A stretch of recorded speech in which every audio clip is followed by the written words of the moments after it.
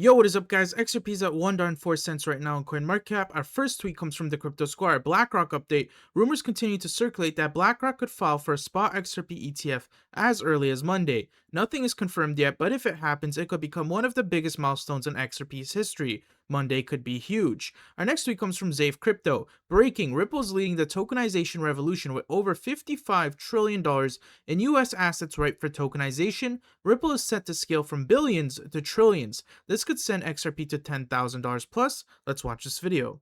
Transfer and ownership. If you've ever bought a house, you know that it's very complicated to determine who owns a house. There's a lot of paperwork involved with the sale, recording the sale. There's a risk of fraud in the delivery of the payment and, of course, in being able to prove ownership of the asset. Tokenization can eliminate all those problems by using digital distributed ledgers to track the ownership of assets.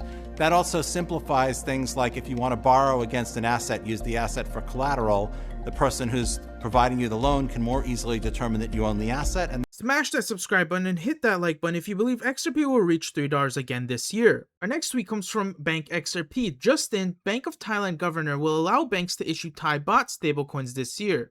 Our next tweet comes from Stellar Rippler. Brad and Monica Long admitted this on camera about XRP. Ripple's making sure XRP stays as the bridge asset for bridging everything: payments, fiat, stablecoins, tokenized assets, the works. The plan was always XRP as the neutral backbone of real-world finance. Our next tweet comes from Ripple City. Justin, UK Parliament just submitted a proposal to use XRP ledger for climate contingent convertible notes.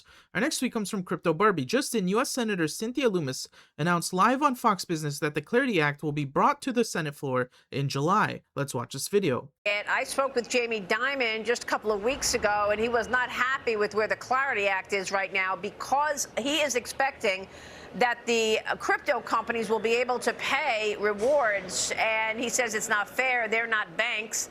They are not insured the way banks are. Here's our exchange. Watch this, Senator. So are you happy with the way the Clarity Act is turning out? No. No, because it allows them to effectively pay interest on deposits, stable coins or something like that, without the protection that they should have. And it doesn't do anything for AML BSA. It has almost no legal protections. So no, the banks will not accept it that way. They won't and the ABA, the small banks, the credit unions, it's not just the big guys. I'm not worried about stablecoin, but if it happened, I'm telling you, I would have nothing to do with it, and it would eventually blow up on its own. Okay, but that's my personal thing. But I do understand the concern of all the other banks. So, well, the markup is coming. I mean, what are you going to do about it? It is. We'll fight it. If we lose, we lose, and we'll live. Yeah. Okay. But it will be fought. This will not be. No one's going to bow down to this guy, okay, or that company. And he's the only one. Yeah. And he's spending hundreds of millions of dollars in Washington this thing. Okay? He said he's representing the whole industry. Full of Senator, your thoughts? Well, with all due respect, Mr. Dimon is mistaken about the Clarity Act. He needs to read it over July 4th. He will see that his concerns are addressed in Section 301. He thought there was a big loophole there. We closed what he saw as a loophole. We've made changes. We have AML and, I think, 16 provisions, Maria, to protect against illicit finance. We have multiple provisions addressing the application of AML to digital assets. He's simply mistaken about the bill. I strongly encourage him to read the bill. He can sit in his nice chair on the beach over the 4th of July, and he needs to read the bill. But our next tweet comes from Bank XRP. Kraken and Bitnomial launched regulated crypto perpetuals on June 15th. By June 17th, daily volume hit $1 million plus. XRP was included at launch alongside Bitcoin, Ethereum, and Solana, and visible in the volume stack from day one. Regulated derivatives infrastructure is expanding. XRP is already on the list. Our next tweet comes from Crypto Barbie. Massive news. Fed Governor Waller says dollar-backed stablecoins may create a new channel linking global liquidity demand directly to U.S. Treasury markets. RLUSD is 1-to-1 US dollar backed. Let's watch this video. Over the years, this gathering has aimed to bring together different perspectives to better understand the forces shaping the dollar's central role in the global financial system. Last year's conference, for instance, was focused on global investor allocation to U.S. safe assets and their liquidity in a time of geopolitical and technological change.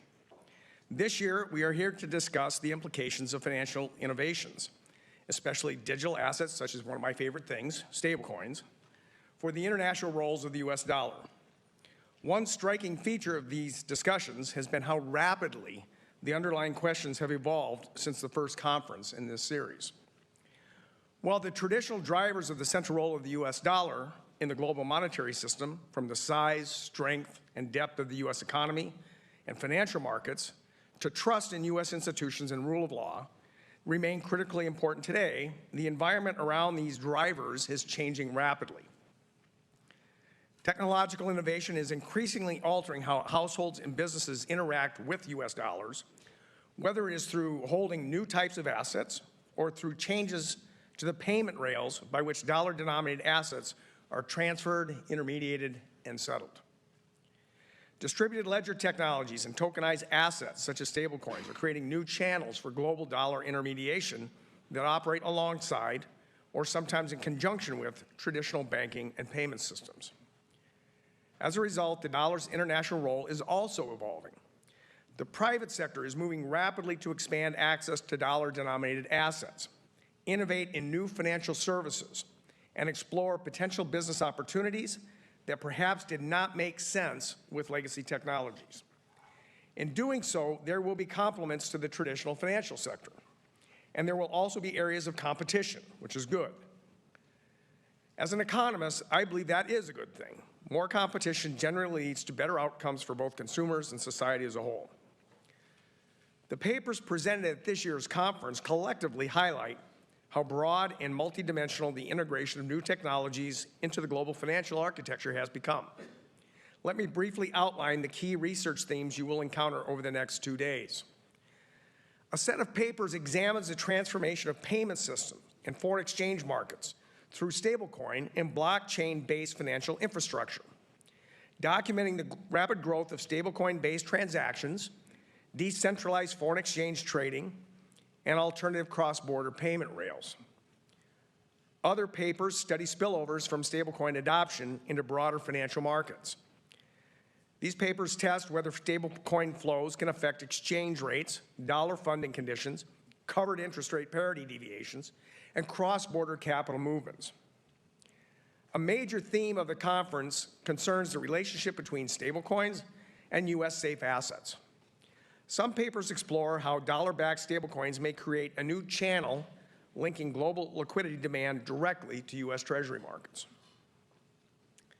Finally, a couple of papers revisit classic international finance questions through the lens of digital innovation, asking whether stablecoins may reinforce the dollar's global role by extending access to dollar-denominated instruments worldwide, or whether they may introduce new tensions into the international monetary system by changing the nature of financial intermediation, safe asset demand, and cross-border capital flows. We are very fortunate to have an outstanding set of papers and participants helping us think through these issues over the next 2 days. Real quick, if this helped, press the like button. It tells YouTube to show this to people who want the truth, not hype. And press the subscribe button if you're done being sold the moon. I've already got your next one right here. Go!